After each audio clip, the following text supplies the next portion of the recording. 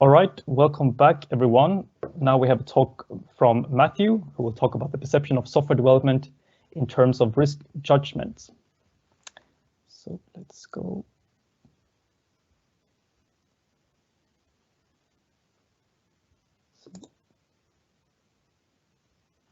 I'm here to talk to you today about a pre-registration titled The Perception of Software Development in Terms of Risk Judgment, which is a part of my PhD project, The Soft Skills of Software Learning Development, Psychological Dimensions of Computing and Security Behaviours.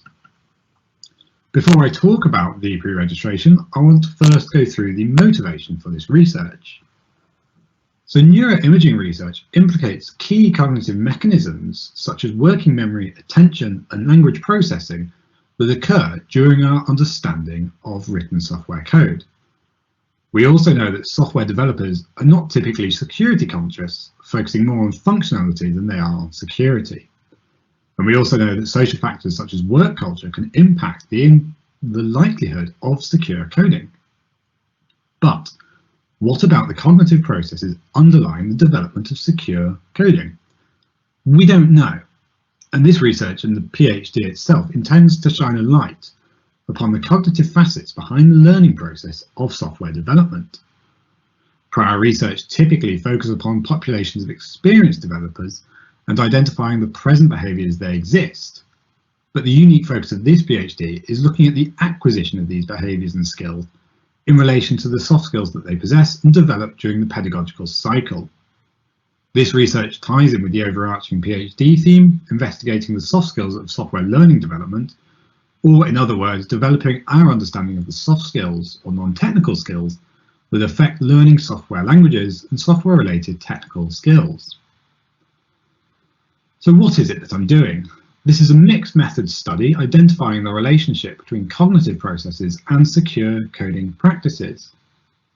It's an investigation of the relationship between software-related risk perception and other measures such as cognitive reflection, unrealistic optimism bias, and risk aversion. These are psychological measures that have been well validated in previous research, and it is suspected that they may affect behaviour in software production, specifically security behaviours. For example, we know that security behaviours of users in the sense of detecting fraudulent email is predicted to some degree by cognitive reflection. Those who exercise greater reflection identify fraudulent emails more accurately. And so investigating software developers' behaviour is relatively new research. And so these cognitive measures were chosen as being some of the most likely to predict these security behaviours we wish to see. And how am I going to go about this? So this is going to be a mixture of both online surveys and semi-structured interviews using both professional software developers and undergraduate and postgraduate computer scientists to examine the entire life cycle of learning. Both qualitative and quantitative data will be collected in the form of tests such as the cognitive reflection test, a novel test designed to measure the unrealistic optimism bias called the OWASP vulnerability test, and a gambling style task to measure risk aversion. Along with this, rich text response questions will be asked that are designed to gain information about the perception of risk within software development. The text will then be subject to either text mining or a manual thematic analysis, and this data can then be put into regression models to identify the factors most important for secure coding. And why are we doing this? What are the implications expected from this research? First, it will help us understand the role of risk, cognitive reflection, and unrealistic optimism in software development. And it will also contribute to closing the gap surrounding certain cognitive dimensions of coding securely. It will also help us build a psychological profile of software developers. And as numbers of devices and systems increase, security risks also increase alongside this. And so more holistically, promoting better security behaviours in software developers during their learning cycle will help reduce the number of risks present within these systems and devices. This will then ultimately lead to less reliance on users to act securely in their digital environments, creating a more secure environment for people to operate in. Thank you.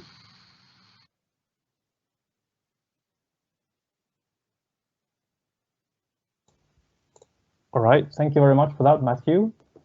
Let's see if we have any questions coming in.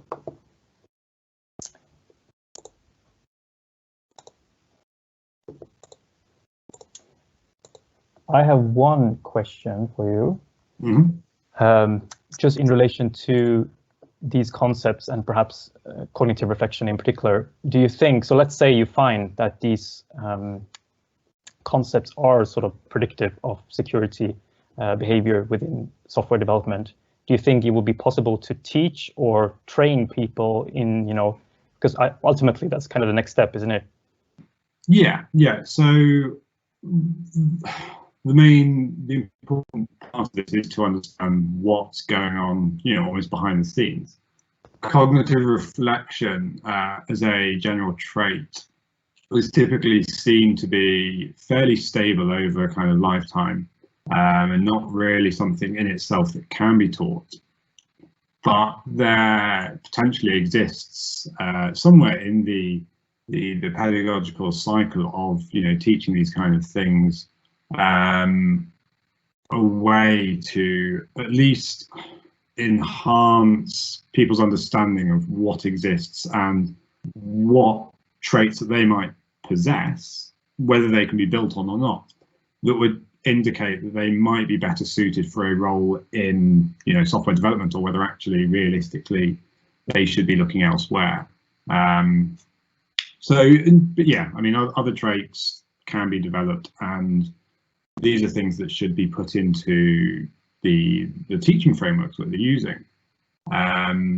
So looking at some other work that I was doing recently, the soft skills, so these non-technical skills, they're actually mentioned in the curriculum within various universities, and not necessarily the same ones that job adverts are looking at.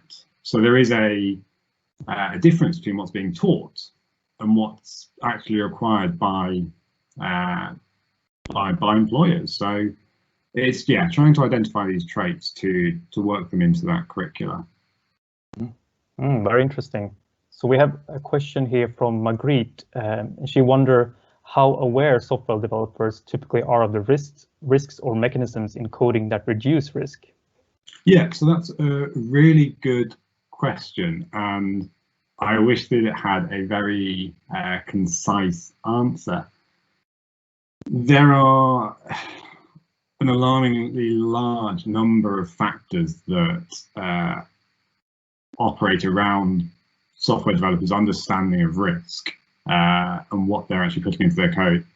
Some of them know what they're doing, and they just feel like they don't have the time to implement it properly. Some of them believe that it's not their problem, and there's a security team for a reason, and that their job is to look over the code and source it out for them. There's other considerations of shifting left, so that those that are designing and planning the systems should be the ones telling the developers, you need to code securely. But then we also get to the point where even when you tell developers to code securely and they need to, so for example, Hallett et al.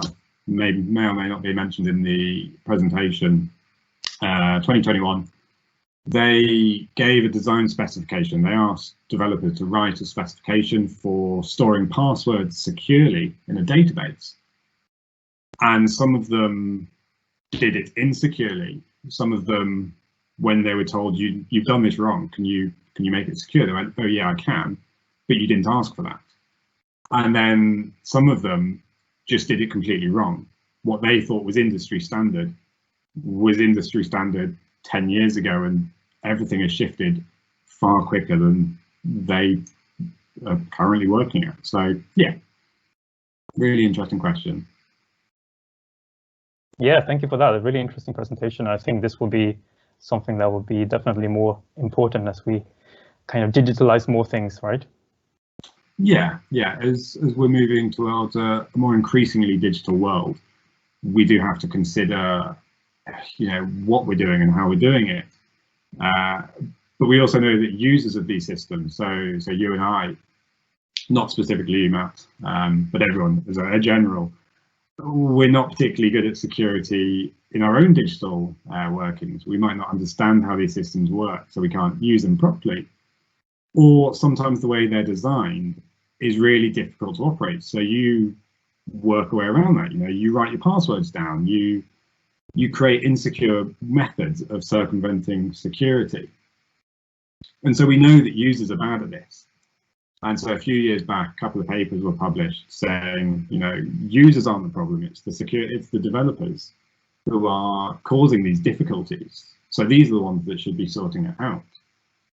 But then, even more recently, we've been saying, okay, well, software developers aren't the issue, they're just specific users. So it's those people that design the systems for the software developers, they're the ones that, can fix it all. So they're the ones that need to be doing it properly. And all we're doing is just shifting this towards the right, to those that are creating the more kind of higher level systems, as it were. And we just keep doing this, but we're going to stop at some point because we will reach a point where there is no one else to shift it onto. You can't pass the blame. So we're trying to understand, where this lies, and it is going to be a kind of a spectrum from users to these API developers. But yeah, you're totally right. As we move towards a digital world, we do have to take these into account and identify where the issues really lie. Yeah, great. Thank you very much for that, Matthew. We're going to take a short break for a few minutes and then welcome Radek for his flash talk. Thank you. Stay tuned.